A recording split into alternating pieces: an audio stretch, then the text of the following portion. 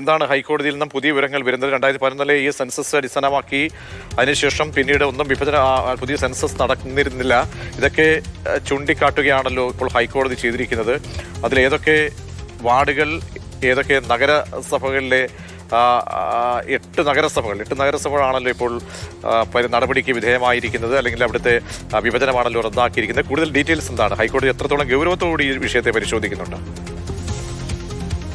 പ്രതീക്ഷ, ജനസംഖ്യാനുപാതികമായിട്ടാണ് ഈ വാർഡ് വിഭജനം നടത്തേണ്ടത്. 2011 സെൻസസിന്റെ അടിസ്ഥാനത്തിൽ ഈ 8 നഗരസഭകളിലും ഗ്രാമപഞ്ചായത്ത്, അതായത് കാസർഗോഡ് പടന്ന ഗ്രാമപഞ്ചായത്തിലും വാർഡ് വിഭജനം 2015 തന്നെ പൂർത്തീകരിച്ചതാണ്. പുതിയ സെൻസസ് നടന്നിട്ടില്ല. അതുകൊണ്ട് തന്നെ ജനസംഖ്യ അടിസ്ഥാനത്തിലുള്ള വാർഡ് വിഭജനത്തിന്റെ സാധ്യത ഇപ്പോഴില്ല എന്നതാണ് ഹൈക്കോടതിയുടെ കണ്ടെത്തൽ. 8 നഗരസഭകൾ എന്ന് പറയുന്നത് കൊടുവള്ളി, മുക്കം, പയ്യോളി, ഫറൂഖ്, പട്ടാമ്പി, മട്ടന്നൂർ, ശ്രീകണ്ഠാപുരം, പാനൂർ, ഈ 8 നഗരസഭകളിലെ വാർഡ് വിഭജനമാണ് ഹൈക്കോടതി റദ്ദാക്കിയിരിക്കുന്നത്. ഈ 8 നഗരസഭകളിൽ വാർഡ് വിഭജനം പാടില്ല എന്നാണ് കോടതി വ്യക്തമാക്കിയിരിക്കുന്നത്. 8 നഗരസഭകളും കാസർഗോഡ് പടന്ന ഗ്രാമപഞ്ചായത്തുമാണ് സംസ്ഥാന തെരഞ്ഞെടുപ്പ് കമ്മീഷന്റെ വാർഡ് വിഭജനത്തിനെതിരെ ഹൈക്കോടതിയെ സമീപിച്ചിരുന്നത്. അതിലാണ് ഇപ്പോൾ നിർണായകമായ ഉത്തരവ് വരുന്നത്. അടുത്ത വർഷം തദ്ദേശഭരണ തെരഞ്ഞെടുപ്പ് നടക്കാനിരിക്കുകയാണ്. അതിൽ ഏറ്റവും പ്രധാനപ്പെട്ടതാണ് ഈ വാർഡ് വിഭജനം എന്നത്. കാരണം ഈ വാർഡ് വിഭജനം പലപ്പോഴും രാഷ്ട്രീയമായിട്ടുള്ള മേൽക്കോയ്മകൾ സൃഷ്ടിക്കപ്പെടും. അതുകൊണ്ട് തന്നെ ഈ വാർഡ് വിഭജനങ്ങൾ നടത്തി തദ്ദേശഭരണ സ്ഥാപനങ്ങൾ പിടിച്ചെടുക്കാനുള്ള നീക്കങ്ങൾ പല കാലഘട്ടത്തിലും നടക്കാറുണ്ട്.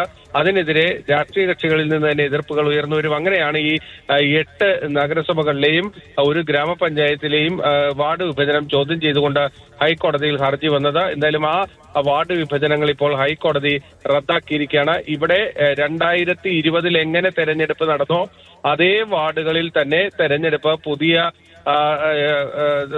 തെരഞ്ഞെടുപ്പിലും, അതായത് അടുത്ത വർഷം നടക്കാനിരിക്കുന്ന തദ്ദേശഭരണ തെരഞ്ഞെടുപ്പിലും 2020 വാർഡ് വിഭജനത്തിന്റെ അടിസ്ഥാനത്തിൽ തന്നെ മുന്നോട്ട് പോകേണ്ടി വരും.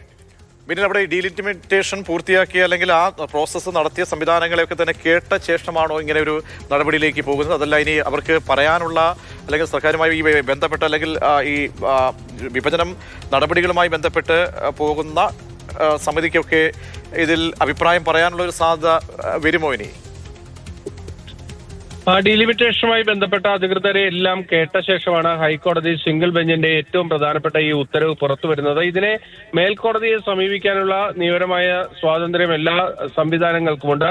സ്വാഭാവികമായും അതിനുള്ള നീക്കങ്ങളും തന്നെ നടക്കും. കാരണം ഇത് രാഷ്ട്രീയമായി വളരെ പ്രധാനപ്പെട്ട ഒരു ഉത്തരവ് കൂടിയാണ്. പ്രത്യേകിച്ച് അടുത്ത വർഷം തദ്ദേശഭരണ തെരഞ്ഞെടുപ്പ് നടക്കാനിരിക്കുക. അതുകൊണ്ട് തന്നെയാണ് ഈ വാർഡ് വിഭജനങ്ങൾ ചോദ്യം ചെയ്യപ്പെടുന്നത്. ഈ തദ്ദേശഭരണ സ്ഥാപനങ്ങളിലൊക്കെ തന്നെ പല രാഷ്ട്രീയ കക്ഷികൾക്കും കാലാകാലങ്ങളിലായി മേധാവിത്വമുള്ള വാർഡുകളൊക്കെ തന്നെ ഉണ്ടാകും. അതൊക്കെ പൊളിച്ച് പുതിയ വാർഡുകൾ രൂപീകരിച്ച് ആ മേധാവിത്വങ്ങളൊക്കെ തകർക്കാൻ ശ്രമിക്കുന്നു എന്നതൊക്കെയാണ് പല ഘട്ടങ്ങളിലും പ്രത്യാരോപണങ്ങളൊക്കെയായി വരുന്നത്. ഇവിടെ ഈ സെൻസസ് നടക്കാത്തത് കൊണ്ട് തന്നെ ആ വാർഡ് വിഭജനം നിലനിൽക്കില്ല, അത് നിയമപരമായി നിലനിൽക്കില്ല എന്നതാണ് ഹർജിക്കാർ കോടതിയിൽ ഉയർത്തിയ പ്രധാനപ്പെട്ട വാദം. അതാണ് കോടതി അംഗീകരിക്കുകയും ചെയ്തിരിക്കുന്നത്. കാരണം വാർഡ് വിഭജനങ്ങൾ നടക്കുന്നത് ജനസംഖ്യയുടെ അടിസ്ഥാനത്തിലാണ്.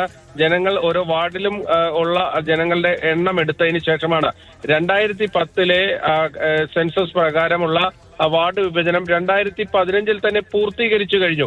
അതുകൊണ്ട് പുതിയ ജനസംഖ്യ കണക്കെടുപ്പ്, അതായത് കാനേഷുമാരി നടക്കാത്തത് കൊണ്ട് തന്നെ ഇപ്പോൾ ഈ വാർഡ് വിഭജനത്തിന്റെ ആവശ്യമില്ല എന്ന നിലപാടാണ് ഹൈക്കോടതി ഈ കാര്യത്തിൽ സ്വീകരിച്ചിരിക്കുന്നത്. ശരി, വളരെ പ്രധാനപ്പെട്ട വിവരമാണ് ഹൈക്കോടതിയിൽ നിന്നും വരുന്നത്.